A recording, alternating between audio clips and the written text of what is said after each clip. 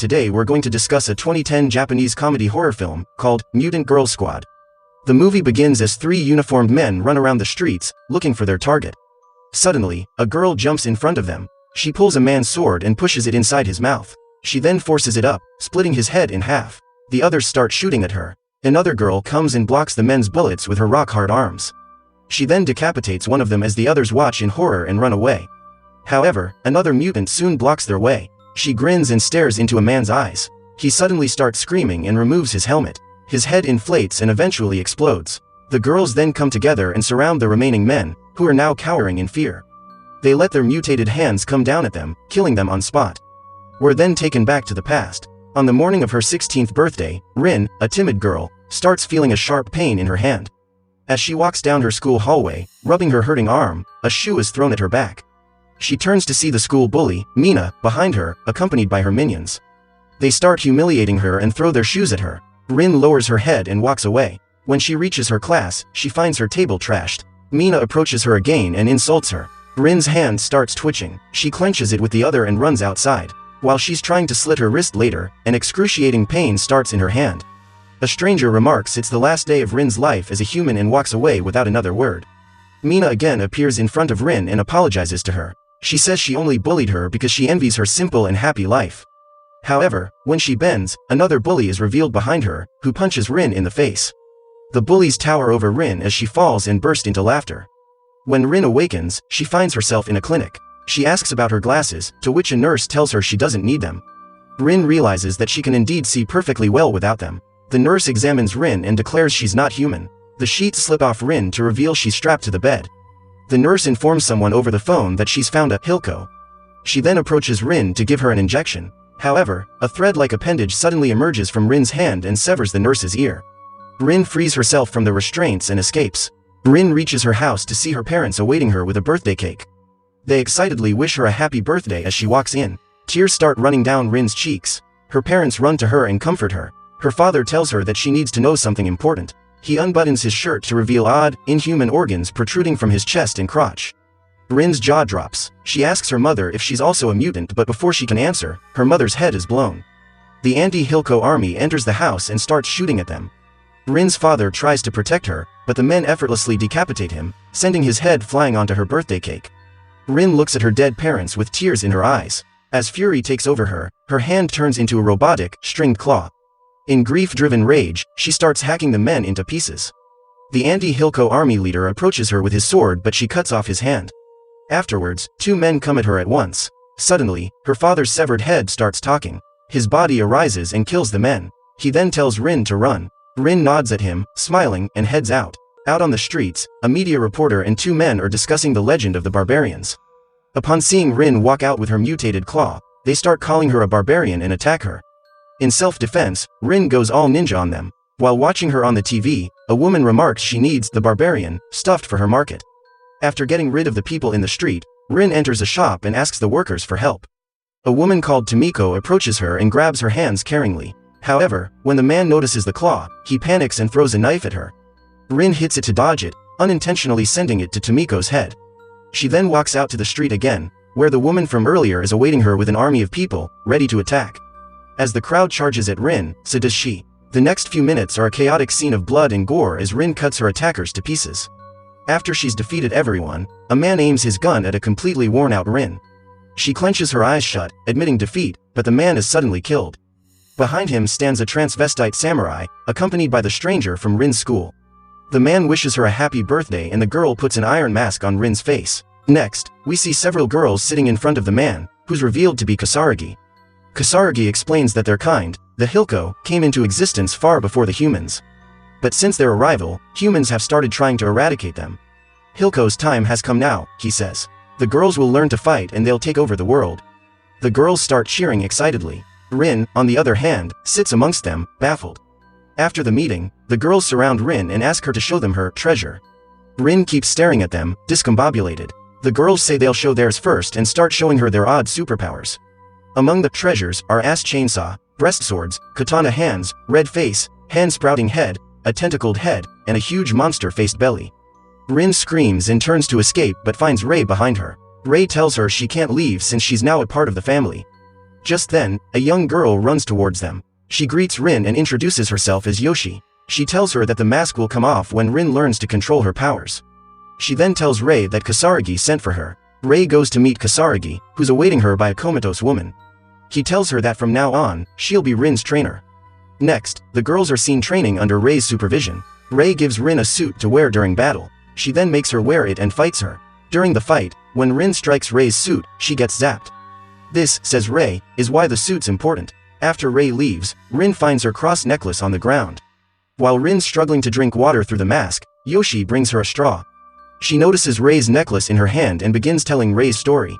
When Rei's body mutated for the first time, she was sold to a freak show. While she was caged there, only one person ever showed her care and compassion, a boy who fell in love with her. He gave her this cross necklace and told her that he'll always protect her. Rin asks Yoshi where the boy is now, to which Yoshi explains he was killed when people found out he loved a Hilko. Kasaragi is seen praying to a deity, Lord Izanami, with 3 humans bound behind him. He turns his attention to them and removes his shirt as he explains they are to be sacrificed to Izanami. He reveals his treasure, a slumped appendage, which slowly straightens to a sword, but then immediately slumps. The men start secretly chuckling at this. Enraged, Kasaragi finishes them off with his sword. Rei puts Rin on an electric chair and explains that it awakens Hilko's subconscious. She shocks her, as she tells her to feel her hatred and her body changing. Rin struggles and grunts in pain for a while, but then, her hand turns into her robotic claw and she attacks Rei. Just as she's about to strike her, her iron mask splits open.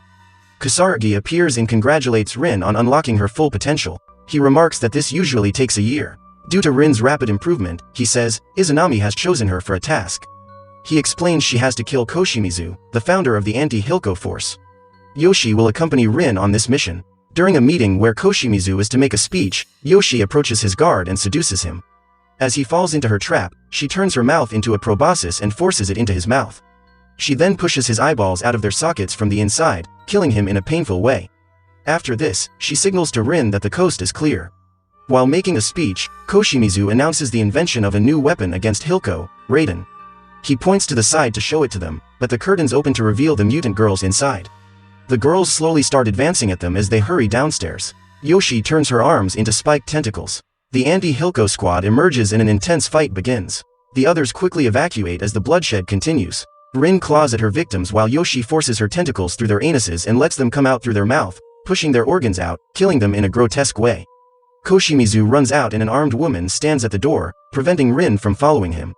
After a brief fight, Rin claws at the woman's sword, sending it flying into a corpse's mouth. She then kicks the woman, making her land on her bottom on the sword, letting it pierce through her body and emerge through her mouth. Rin then follows Koshimizu outside, but a silvery string wraps around him and pulls him back. The anti-Hilko weapon, Raiden, emerges from behind him and comes face to face with Rin. Raiden wraps his strings around Rin and starts pulling her towards his drill-like hand. Yoshi appears just in time and shoots worm-like creatures into Raiden's head, which make him loosen his grasp around Rin. Rin then claws at him, ripping off the top of his head, which leads to his death. Kasaragi brings a protesting Koshimizu to them from the front. Kasaragi unclothes him with a single swing of his sword and then swings it at his head. Koshimizu dramatically turns to see his favorite food, katsudon, placed on a table and starts celebrating because he can still eat it. Kasaragi strikes again, making him throw up blood into the bowl. Forgetting his pain, Koshimizu mourns the loss of his favorite dish and falls dead. The mutants then approach the mourning humans. Mina also sits amongst them. On Kasaragi's orders, Rin nears Mina to kill her. Mina falls at Rin's feet and begs for mercy. Rin's heart melts and she tells Kasaragi she can't kill them. Rei moves Rin out of the way and cuts Mina's face into 3 parts. Rin tries to stop her but Rei throws her back and finishes the rest of them off. Rin is then visited by her parents in a dream. Her father tells her that she's a half-breed, since her mother was a human. He instructs her to listen to her inner voice and follow it to the right path. Suddenly, fear takes over her parents' faces. Rin looks behind to see Kasaragi, who attacks her with his sword. Rin awakens from this dream to find herself strapped to the bed. All the other girls are woken up by a siren. They line up and head outside. Yoshi brings Rin her breakfast and tells her that humans in the Hilko are at war. She then unstraps Rin and says if she's good, Kasaragi will forgive her. Rin tells her that Kasaragi is wrong and they should stop him from killing humans. Yoshi refuses to believe her and starts walking away. Rin holds her back and tries to convince her but Yoshi slaps her across the cheek. The two end up in a fight but don't use their treasures. After a while, Yoshi asks Rin why she didn't use hers. Rin tells her she can't because Yoshi is her friend. Yoshi then remarks she didn't use hers for the very same reason. The girls laugh it off and Yoshi agrees to help Rin. Outside, the red face is seen singing a soothing song as two of the mutant girls go to different places and carry out suicide bombings. Glimpses of chaotic scenes are shown as burning people run around in agony and corpses are seen lying around. A tear rolls down Rin's cheek and the singer crouches down, ending her song. Suddenly, a party song starts playing and the red face starts dancing. The treasure-bearing Hilkos start hacking humans to pieces. The monster-bellied mutant tapes dynamites to people's mouths and starts striking them with knives. As a man attempts to escape, his head is blown by the dynamite. The Prime Minister is seen discussing an anti-Hilko plan with a man when Kasaragi barges in and starts beating him up. Back at Hilko's hideout, the comatose woman awakens. Once they're surrounded by people, the red face, the monster belly, and the katana-handed mutants also blow themselves up. Yoshi and Rin approach Rei, who's injecting a fluid into the ass chainsaw-bearing and the breast-sworded mutants to hypnotize them. Rin tells her to stop but Rei calls her a traitor and sends the mutants after her. The mutants reveal their treasures and attack the girls. Kasaragi brings the Prime Minister in front of Izanami. He severs his arms, letting his blood spray over Izanami. As the mutants are fighting, Rin wears a bomb and heads outside. Yoshi tells Rin to go after Rei, saying she'll handle the others herself. Rin hesitates but then kicks the mutant and leaves. Yoshi uses her spiked tentacle to block the breast-sworded woman from following Rin. Because of the sacrifice, Izanami starts to awaken. The overjoyed Kasaragi laughs triumphantly like a madman. As Rei is running, Rin strums the strings on her claw, catching her attention. She tells Rei that she won't let her go. Rei transforms into her mutant self and comes at Rin. While fighting the other mutants, Yoshi severs the arms of the chainsaw-bearing mutant and then pulls her in a way that her chainsaw cuts into the face of the sword-breasted girl. As she's unable to support her weight due to the lack of arms, the chainsaw-bearing girl's body slumps and she falls onto the other's breast swords. Her head touches the button of the bomb and explodes it. Yoshi falls to the ground due to the blast. When she turns, she sees the formerly comatose woman standing behind. The anti-Hilko force reaches Kasaragi's hideout to see Kuraga's newly awarded large and grotesque body. He says he'll be the next ruler of Japan as he starts wreaking havoc. The woman starts throwing fireballs at Yoshi, but she manages to dodge them. While fighting Rei, Rin tells her that humans can be kind at heart. With this, she shows Rei her cross necklace. Rei's heart melts upon seeing this as she recalls her human lover. Holding the now calm Rei in her arms, Rin explains that Kasaragi wants to spread hatred in the world. Anyone who gives such orders cannot be a ruler. Kasaragi is seen gleefully singing songs as he cuts humans to pieces. Rin declares that Kasaragi is only using them as tools. Just then, Kasaragi appears behind them and tells them they're right. He lets his huge knife come down at Rin but Rei pushes her aside and blocks it with her rock-hard arms. Kasaragi says he'll offer the girl's blood to Izanami as the breast-like organs on his shoulders start squirting milk. Rin quickly moves out of the way to let the liquid fall onto the Prime Minister's legs. As a result, his flesh dissolves in the corrosive liquid. The fire girl shoots her hands at Yoshi, which grab her around the neck and try to push her backwards to a pointed metal. Yoshi resists by grabbing onto poles with her tentacles. The woman shoots her feet at Yoshi which start kicking at her face, and starts hovering in the air. While spraying the corrosive everywhere, Kasaragi digs his knife into Rin's back and lifts her up. He then tells her he'll finish her up with his own treasure as his belly sword becomes erect. Rin places her hands on his stomach to keep herself away from its point. She tells Kasaragi that he's wrong but he corrects her, saying he's bad, and starts spraying blood at her face. Yoshi turns her mouth into a proboscis and fights away the feet kicking at her. She then attaches it to the hands strangling her and drains their power. After that, she attacks the hovering woman and takes her away. Using the fire girl as a hoverboard, Yoshi comes to the girl's aid and severs Kasaragi's acid-spraying nipples. Kasaragi screams in agony and loosens his grasp on the girls. Yoshi grabs Rin before she falls and pulls her on the fire girl.